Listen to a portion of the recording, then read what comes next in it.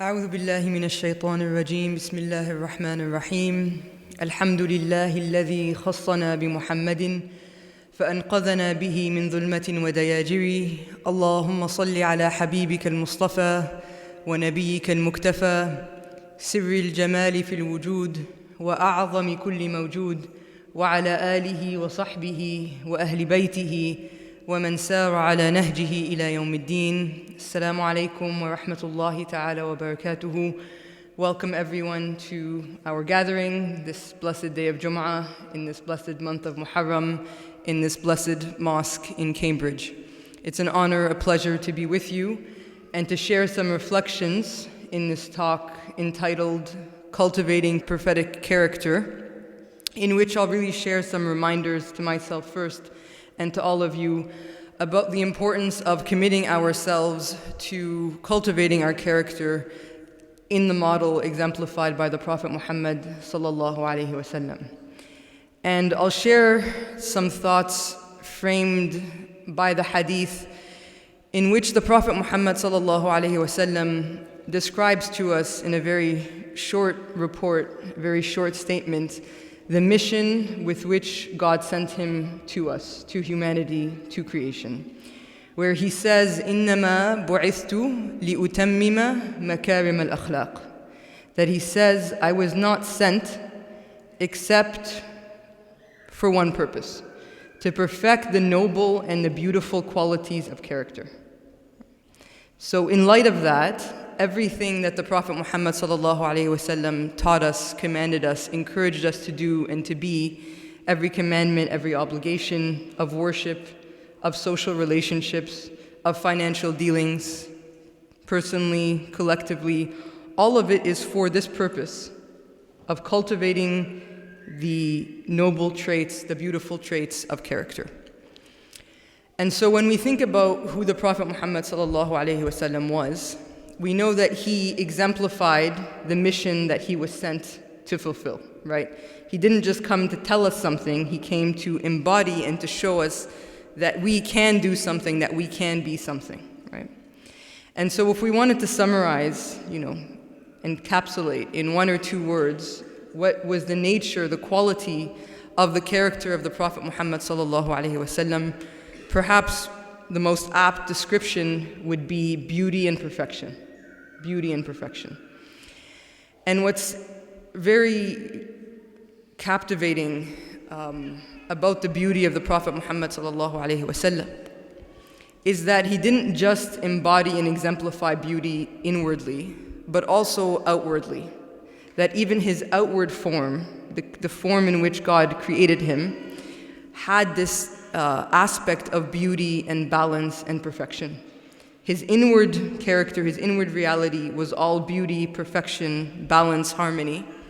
And there's even a relationship that we'll talk about between the outward form and the outward beauty of the Prophet Muhammad sallallahu alaihi wasallam and the inward character and beauty and disposition of the Prophet Muhammad sallallahu alaihi wasallam. And then, of course, reflecting on this beauty, we also see it exemplified in all of his dealings, in all of his interactions with his family, with his community, with his entire ummah, before creation, during his life, and even after his death, sallallahu alaihi wasallam. So let's begin with some reflections on the beauty and the perfection of the outward form of the Prophet Muhammad sallallahu alaihi wasallam. And we can say that everything about his outward form was absolutely beautiful, right? And he was described by the companions as the most beautiful thing, not just the most beautiful person that they had ever laid eyes upon. And as the most prominent poet among the companions, Hassan ibn Thabit, describes him in two couplets. He says, praising him, وَأَحْسَنُ مِنْكَ لَمْ تَرَى قَطُّ عَيْنِي وَأَجْمَلُ مِنْكَ لَمْ تَلِدِ النِّسَاءُ خُلِقْتَ مُبَرَّأً مِنْ كُلِّ عَيْبٍ كَأَنَّكَ قَدْ خُلِقْتَ كَمَا تَشَاءُ. That he says, my eyes have never seen beauty like yours. No woman has mothered one so fine. You were created free of any flaw, as though created by your own design. Right? So if we were to, try to create the most beautiful person, right, using AI or whatever it is, it would not measure up to the beauty and the perfection of the Prophet Muhammad sallallahu alaihi wasallam. And we know from the physical descriptions of the form of the Prophet Muhammad sallallahu alaihi wasallam that his physical form was perfectly balanced and apportioned, right? That they say his stature, he was neither tall nor was he short. He was rab'a min al-qawm. He was of medium, of conventional stature, right? He's well, fully formed. That his noble face was neither narrow nor was it fully round, but there was a roundness to it, so in between the two. They say that his hair was neither completely curly nor completely straight, but something in between. And that even his complexion was neither white nor a deep brown, but that there was a rosiness to his complexion, right? And we can literally spend the rest of the evening just describing the physical form and shape of the Prophet Muhammad sallallahu alaihi wasallam. And that's because the Sahaba and the Tabi'een, they spent a lot of time, right, describing to one another, asking one another about what he looked like. And no other human being in human history that I know of, right, in pre-modern times was described in such minuscule, perfected details that you can actually, imagine him in your mind's eye, even though the Ummah didn't draw him, they didn't paint him, they didn't sculpt him, but we can fully imagine what he looked like because of how meticulously the companions and the Tabi'een described him and shared and celebrated in the description of his outward form. But we might also wonder, why did God perfect the physical form of the Prophet Muhammad sallallahu alaihi wasallam in addition to his character, right? Why does he embody beauty outwardly and not just inwardly? And this is because, as our scholars tell us, reflecting on this, because human beings, what are we attracted to, right? We're all naturally, invariably attracted to beauty, to perfection, right? And God wants to give us everything at the hands of the Prophet Muhammad sallallahu alaihi wasallam, that our worldly and our otherworldly happiness, fulfillment, and success is at his hands. And for that reason, God gave the Prophet Muhammad sallallahu alaihi wasallam all of beauty, and he gave Joseph alayhi salam, half of beauty, right? And some of us might wonder, if Yusuf alayhi salam was only given half of beauty, and the Prophet Muhammad sallallahu alaihi wasallam was given all of beauty, then why is it that the women in the time of Yusuf alayhi salam found him very attractive? And this is not reported, right? This fitna is not reported of our Prophet Muhammad sallallahu alaihi wasallam. We all know the story in Surah Yusuf that the women were attracted to him, that they, conspired to try to attract him to them, and he refused, and that was part of his elevation and part of his test, right? And our scholars, again reflecting on this, they say, because the beauty of the Prophet Muhammad sallallahu alaihi wasallam was conjoined with haiba and with jalal, that it was fused and conjoined with majesty and awe. And so the perfection and the completion of his beauty was such that no one in his ummah would be taken by him in that way, and he wouldn't be a fitna for any of his followers, men and women, as he is, sallallahu alaihi wasallam, the guide sent for all of mankind until the last hour. But when the companions of the Prophet Muhammad sallallahu alaihi wasallam tried to describe their beloved to the next generation, and many times they came and they asked, I'll share some of these stories. They came and they asked, was he like this? Did he look like this? They wanted to know, right? These hearts, out of longing, wanted to know more about what he looked like, and not just what he did and who he was. But when the companions, they tried to describe his beauty, they didn't have the words to do so, because they'd never seen anybody like him, right? And so what they did is they would describe the image and the experience of the Prophet Muhammad sallallahu alaihi wasallam with common experiences and images. And perhaps the most common is the experience of light, right? And so Abu Hurairah radiyallahu anhu, he said about him, ما رأيت شيئا أحسن من رسول الله صلى الله عليه وسلم كأن الشمس تجري في وجهه. That he said, I have not seen anything, again, shay'an, not anyone, not ahadan. I have not seen anything, no, no, Malaysian sunset, right? No English countryside, no rose, nothing as beautiful as the Prophet Muhammad sallallahu alaihi wasallam. It is as though the sun is orbiting in his face. The sun is radiating from his face, right? And Al-Bara ibn Malik is asked by one of the tabi'een, these curious, salaf that didn't have the pleasure of meeting him. He asks him, was the messenger of God's face sword-like? Was it strong? Was it resolute? And he said, no, it was like the moon. It was like the full moon, like the Badr, right? Another of the companions, Jabir ibn Samura, he tells us that he saw the Prophet Muhammad sallallahu alaihi wasallam on a dark night with a full moon, Laylat al-Badr, right? So not like a city dark night with full moon, but like countryside, dark, pitch dark night with a full moon. And he said that he was cloaked in a red garment. And he says that I looked at the full moon, and I looked at the messenger, and I looked at the full moon, I looked at the messenger, and he says for me that he was more beautiful than the full resplendent moon on this dark night, right? And so learning from the companions, that those who followed them, the poets of our community over the centuries, that they authored hundreds of thousands, if not millions of lines of praise poetry of the Prophet Muhammad sallallahu alaihi wasallam in every single language, right, in which Muslims have ever spoken.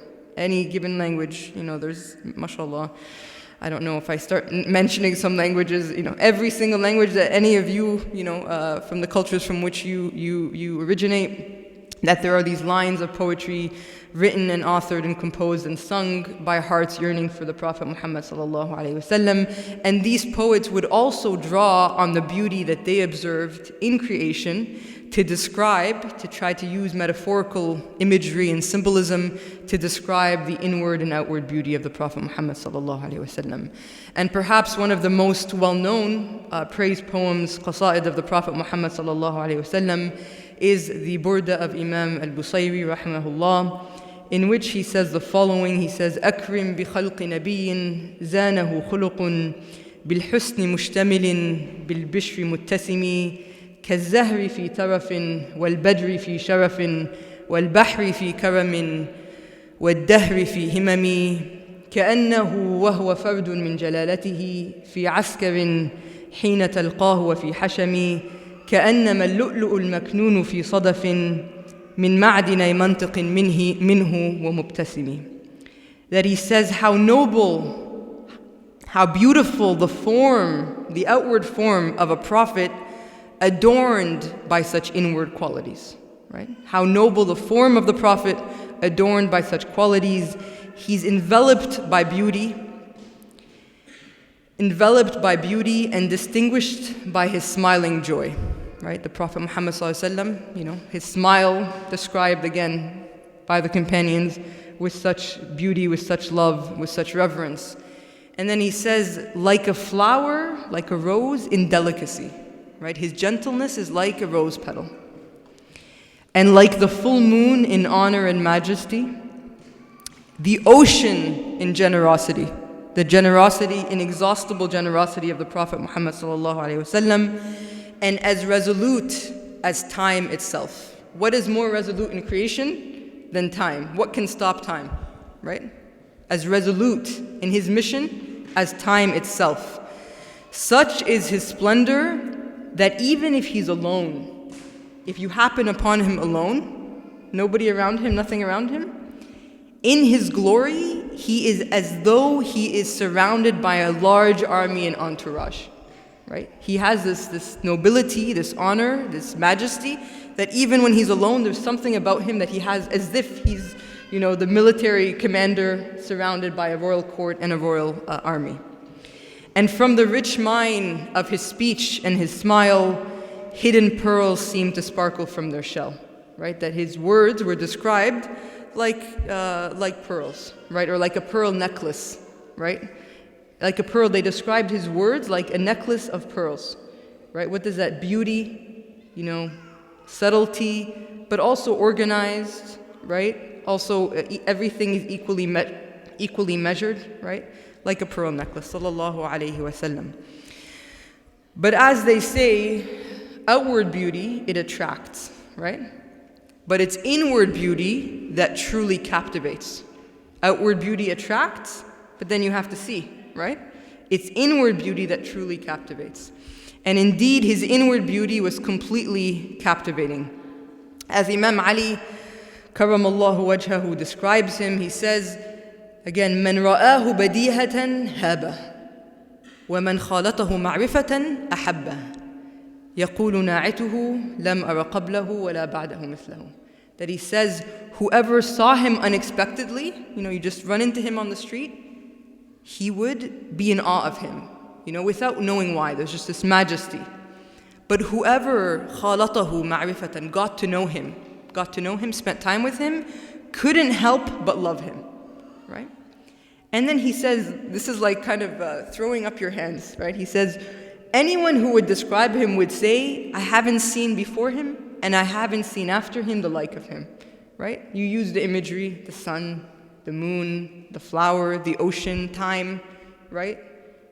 If you saw him, this is how you would feel. If you spent time with him, this is what would happen. But everybody just says at the end of the day, I haven't seen anyone before him or after him to tell you he's like this or he's like that, right? Sallallahu Alaihi Wasallam.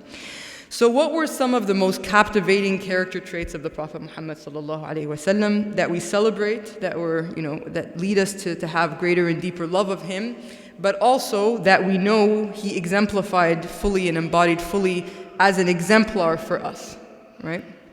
So first of all, that he was the most generous of people.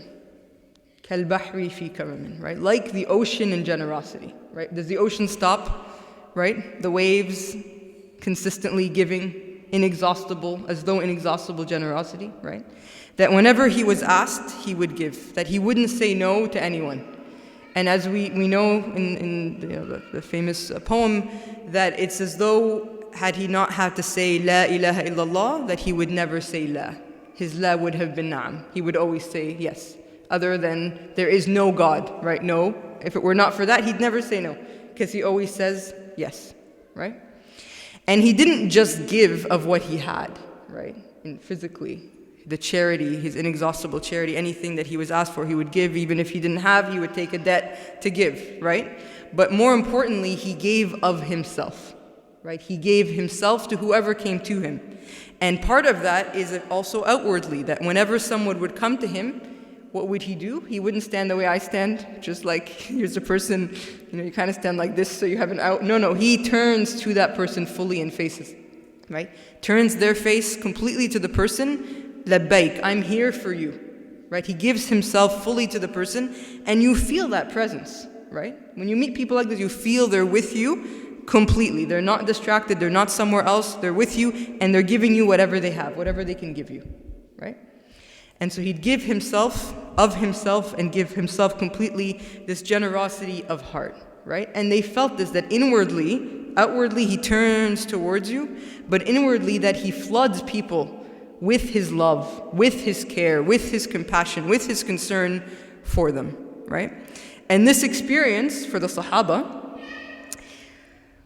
was so, intense that, again, there's so many reports and anecdotes we could share. But one that I find very, very telling, because of who reports it, is the hadith in Bukhari by Amr ibn al-As. Okay, Amr ibn al-As, one of the great Sahaba, but someone who entered Islam very late, right? Many reports somewhere around 629, 630, 2-3 years before the Prophet Muhammad sallallahu alaihi wasallam dies, right? With Khalid bin Walid and many of these late converts right before Fath Makkah. So late convert, not Umar, not Abu Bakr, right? Amr ibn al-As, radiyallahu ta'ala anhu, jami'an.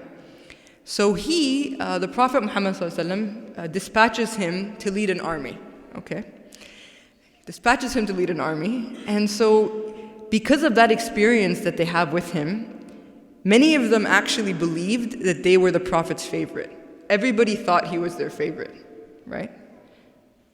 And so when he's sent on this special mission, that really kind of tipped the balance for him. He really thought he was the favorite. So he says, okay, comes to the Prophet Muhammad sallallahu alaihi wasallam, and he asks him, Ayyun nasi ahabbu ilayk? Who's your favorite? Who of the people do you love the most? And the answer is, Aisha. And he's like, okay, fine. What about min al-rijal? What about from the men? right? And he says, her father. And he says, okay. And he says, Umar. And then he asks a few more, and he says the Prophet named a few more men, right? And he says, فَسَكَتْ, right? فَسَكَتْتُ مَخَافَةَ أَنْ يَجْعَلَنِي فِي آخِرِهِمْ. So then I stopped out of fear that I would be among the last among them, right? So a lesson, although, he asked and the Prophet responded honestly, right? But the fact that he asked, he's obviously asking because he expects a certain answer, right? So he gave them generously from his heart, right? To the extent that they truly believed that they were the favorite, right? That they were so loved that they couldn't imagine someone else being more loved than them, sallallahu alaihi wasallam. He was also the most gentle, the most forbearing, and the most forgiving, right? We know that he was never angered for his own sake, right? He always forgave. Even his most bitter enemies, even those who mutilated his noble uncle Hamza radiallahu anh, that he would always forgive for his sake, and he would always forgive whenever he was able.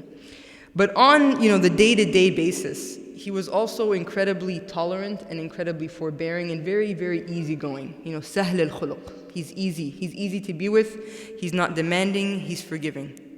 And again, so many things we could share here, but one of my favorite anecdotes is from Anas ibn Malik, that he serves as a servant in the household of the Prophet Muhammad sallallahu alaihi wasallam. And he says, I served, again, first person report, he says, I served in the household of the Prophet Muhammad sallallahu alaihi wasallam for 10 years, right? And he says, he never once said to me, uff, meaning he was never once harsh or impatient with him. And he says, he never asked me about anything that I did, why did you do such and such, right? Or about anything that I didn't do, why didn't you do such and such? So if I can make it a personal goal to get through a day or a week without asking someone, why did you do such and such? Why did you not do such and such? I think that would be a really big accomplishment for me personally, right? And we have other stories from Anas that reveal to us, he's a young boy in Medina, right? The Prophet ﷺ sends him, on an errand, and he gets distracted, and he comes back, and he asks him, where is the thing? He's like, oh, I completely forgot. When I came back, he completely forgot, right? So this tolerance, this forbearance, this ease, and this patience that he exemplified, sallallahu alaihi wasallam. And finally, again, we could go through all of the character traits of the Prophet Muhammad sallallahu alaihi wasallam and spend the rest of the evening, the weekend, the month of Muharram on this. But finally, for the purpose of tonight, that despite everything that he was given and everything that he was, right, God's perfect love and perfect pleasure with him, that he was also the most humble and the most modest of people. And maybe I shouldn't say despite, I should say because of what he was given. Part of that is also that perfection, that beauty is humility as well, right? That we know that he would, serve in his home, he would serve his family, he would mend his own clothes, he would look after the home like any other man, right? And that he would associate with his companions when he was with them as though he was just another one among them, right? To the extent, again, that people would come into Medina, come into the Prophet's mosque, and they couldn't tell who the Prophet ﷺ was, because he would just sit with them as though he were one of them, right? And subhanAllah, like I've met people like this, where for like 4 or 5 days, I didn't know that they were the sheikh. I thought someone else was the sheikh for 5 days, and then I'm like, the sheikh, they're like, the sheikh's over there, right? So he would just be with people as though he is just one of them, right? Serving them. And again, to the extent that even the young children, the young girls, they say, of Medina, that they would come up to the Prophet ﷺ, despite all of the burdens, all of the problems, all of the challenges, they would come up to him, and they would take him by the hand. And they would take him wherever they wanted in Medina, right? The young girls, they have equal right to the Prophet Muhammad ﷺ as anyone else, right? So that patience, that generosity, that humility of the Prophet Muhammad ﷺ, and we could again spend days and months and years, and we do spend our entire lives in some ways trying to discover and uncover more of the beauty, the perfection of the Prophet Muhammad ﷺ, and to try to embody it, but we would never do justice. We would never know him fully as he ﷺ was, but there's none who knows him except his Lord, and there's no greater praise than the praise with which God praises him when he says, وَإِنَّكَ لَعَلَى خُلُقٍ عَظِيمٍ, that indeed, surely you are upon, as if you're sitting on, fully embodied, fully exemplified, fully mastered, exalted and sublime character. That God is saying, إِنَّكَ لَعَلَى خُلُقٍ عَظِيمٍ. No one else could say anything praiseworthy after that, right? With this, certainly, most assuredly, you are upon, right? Not you have, not you possess, not you show, not you demonstrate. You are upon exalted and sublime character. And he says, وَمَا أَرْسَلْنَاكَ إِلَّا رَحْمَةً لِلْعَالَمِينَ, that we have not sent you except as a mercy to the world. So contemplating, just in these few moments as we've done, the beauty and the perfection of the character of the Prophet Muhammad ﷺ is really an experience of God's care, of God's love, of God's mercy, and God's providential care for us. But this is not only intended for us to celebrate and for us to feel this delight and this joy and this happiness, although that's part of it. قُلْ بِفَضْلِ اللَّهِ وَبِرَحْمَتِهِ فَبِذَلِكَ فَلْيَفْرَحُوا. Right? That God says, say, let them rejoice, let them celebrate and rejoice the fadl of God, the bounty of God, and the mercy of God. And the Mufassirun say, Fadlillah is God's generosity and mercy to us, and Rahmatihi is the mercy, is the Prophet Muhammad ﷺ. So let us rejoice. We are told, we're commanded to rejoice and to celebrate and to be happy about this gift of loving mercy from God in the person of the Prophet Muhammad ﷺ. But that's not the only thing for which he is sent, but the only thing for which he's sent is what we started with, right? إِنَّمَا بُعِثْتُ لِأُتَمِّمَ مَكَارِمَ الْأَخْلَاقِ, for us to learn from this perfect exemplification of character. So, how do we receive this spiritual and this ethical cultivation from the Prophet Muhammad ﷺ? How do we cultivate in ourselves these beautiful traits and qualities of character? So as a first step, of course, we learn about it, right? We can't achieve and we can't seek something that we don't even know, we haven't yet even understood or perceived, right? So we learn as much as we can about the beauty of the Prophet Muhammad ﷺ's character, and we strive to emulate it, right? As God directs us, لَقَدْ كَانَ لَكُمْ فِي رَسُولِ اللَّهِ أُسْوَةٌ حَسَنَةٌ, that indeed in the messenger of God you have a beautiful and an excellent model. So we take him as our model, and so we learn about his exemplary qualities of character, and we learn that from studying the seerah of the Prophet Muhammad ﷺ, in context, seeing how he interacts with his companions at various junctures and various challenging situations. How does he respond? What does he do? And also perhaps even first, in the Shama'il literature, which describes to us both his outward form and his inward disposition, his inward reality in the study of the Shama'il. And so we learn this, right? We continue to learn this at least once in our lifetime, perhaps once every year, to revisit in Rabi' al-Awwal these lessons, right? And then we have to act, then we have to do, we have to strive, right? So we all know that patience is a virtue, and yet it's bitter, it's difficult, it's challenging, right? We all know generosity is important, generosity of giving, generosity of being, right?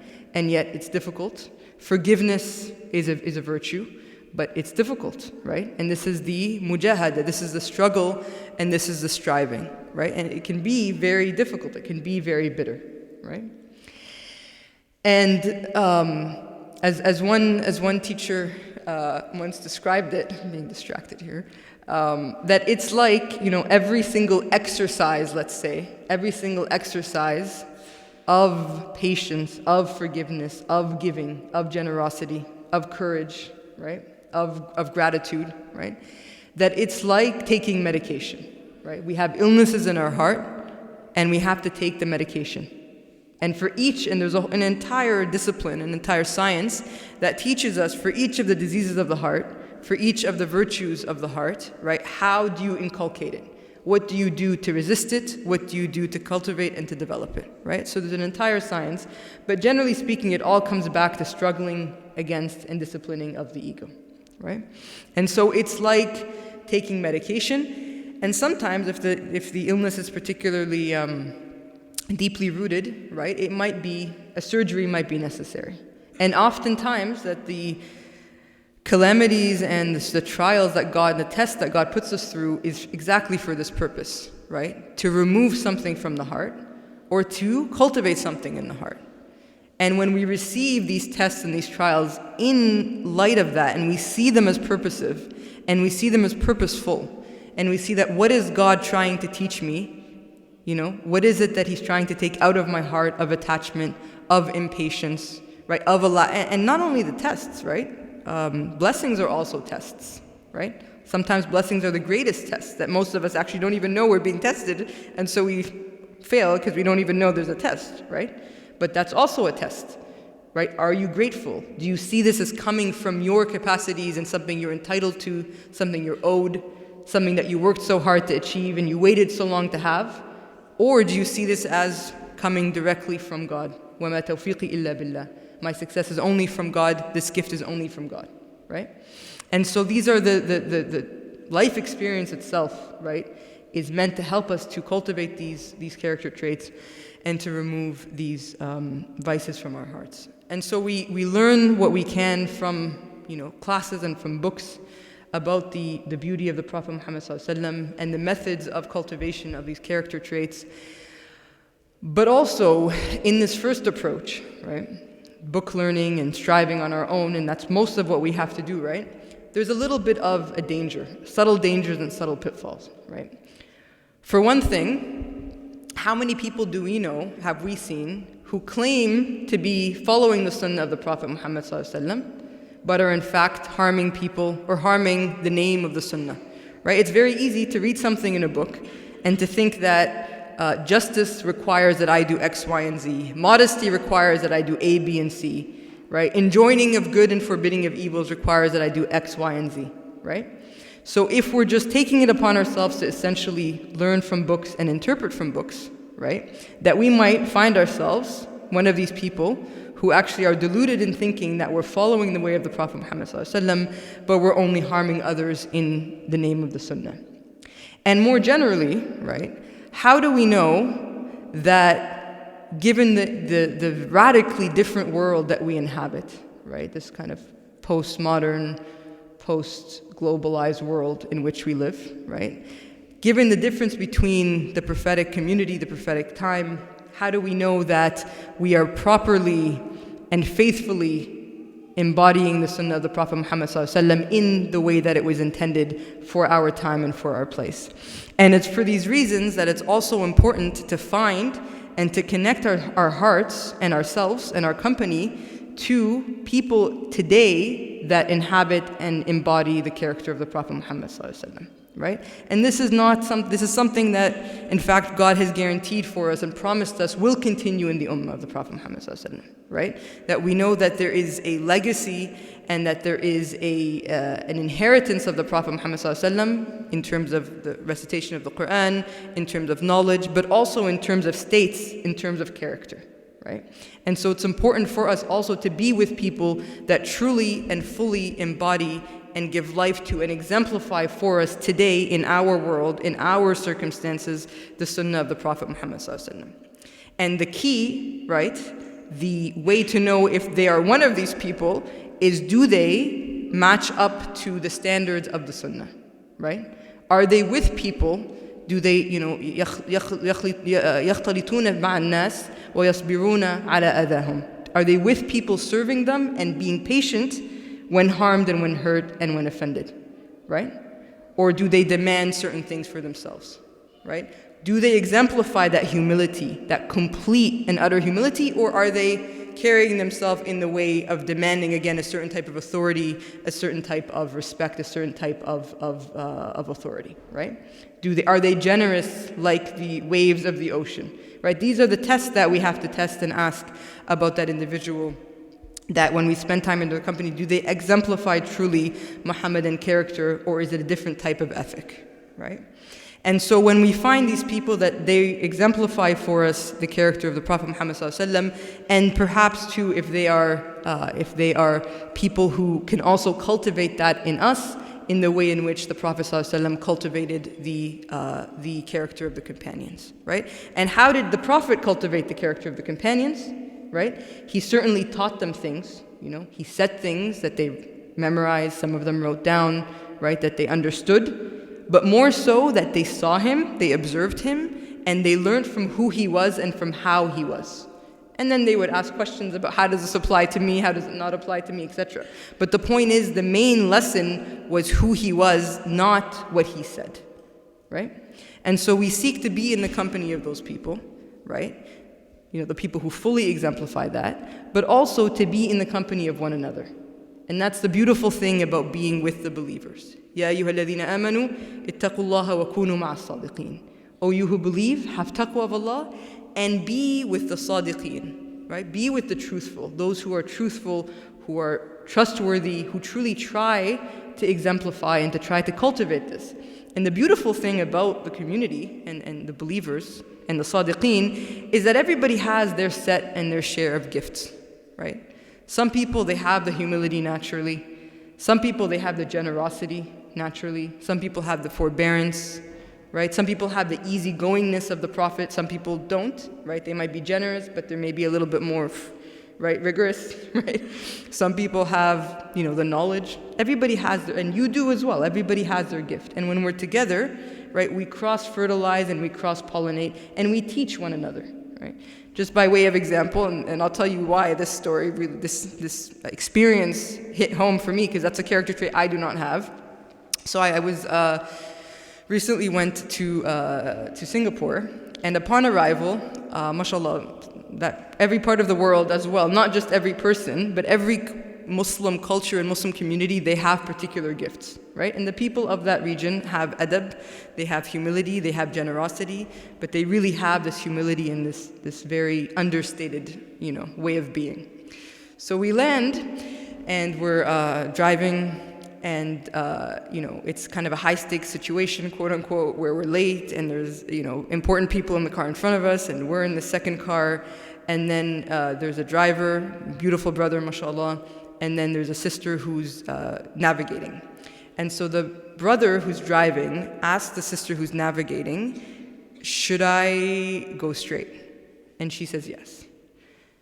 I'm in the back, another sister is next to me in the back. So he asks, should I go straight? She says yes. So he goes straight.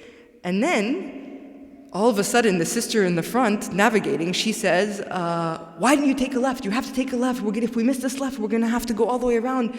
And she starts, like, what I would do, she's like, why do you take a left? Why do you take a left? So the brother just says, you want me to take a left? And she says, yeah. He says, oh, okay, I'm so sorry. He's trying to get into that lane. It's not going to happen, so we have to go all the way around. So the point is that that's it. He doesn't say a word. He just says, you want me to take a left? I'm so sorry, whatever. Well, he didn't say, I'm so sorry. He said, I'm sorry, or whatever.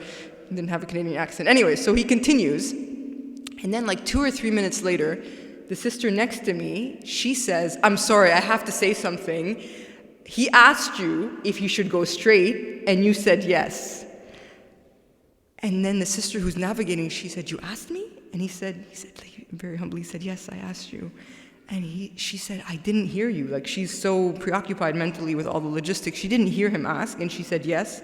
I didn't hear any of this, but I didn't notice any of this till after the fact. But the point is, the brother, out of his adab, he didn't tell her I asked you, right? He didn't correct her, he didn't say anything. He just said, you want me to go straight? I'll go straight, right?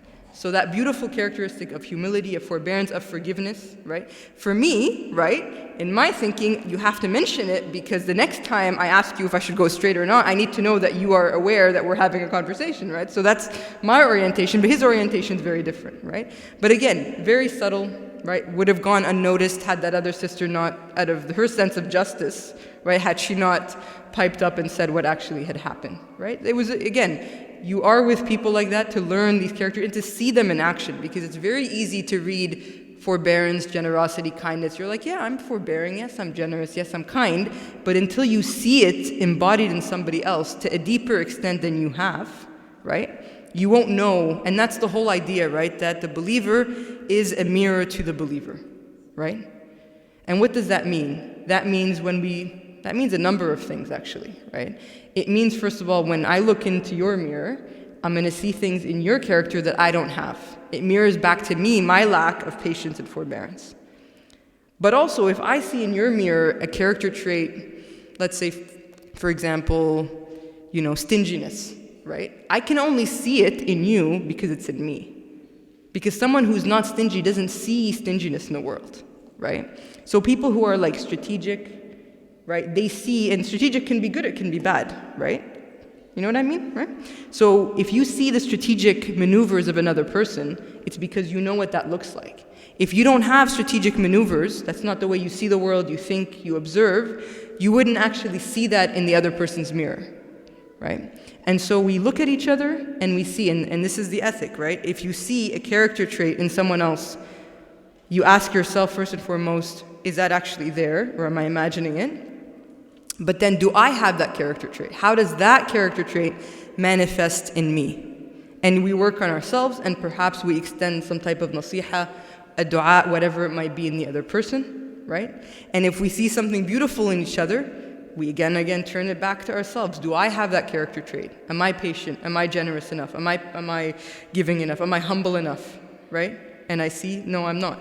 They have more of it than I do, right? So whatever experiences we have, positive or negative with one another, it should always be a means and a reason, and the ethic is that we turn the mirror back to ourselves and we ask, do I have that trait? How do I remove it? Do I not have that trait? And if we also see a trait we don't have, right, then we thank God that we don't have it. Alhamdulillah alladhi afana amma abla bihi kathiran min khalqihi. We thank God for the one who has not tried us with a trial that he has tried many of other people with, right?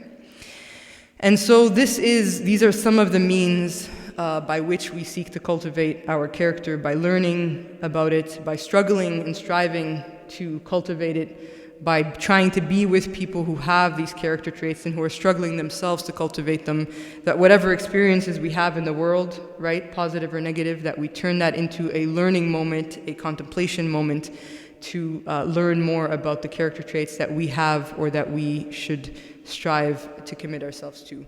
And so in conclusion, respected beloved sisters and brothers, the message that I leave us with today is to try to commit ourselves, renew our commitment to become beautiful, to become perfected in our character, to become more and more, inshallah, like the Prophet Muhammad sallallahu alaihi wasallam. And it shouldn't be a surprise to us, or we should remind ourselves that this is truly what the world needs most today, right?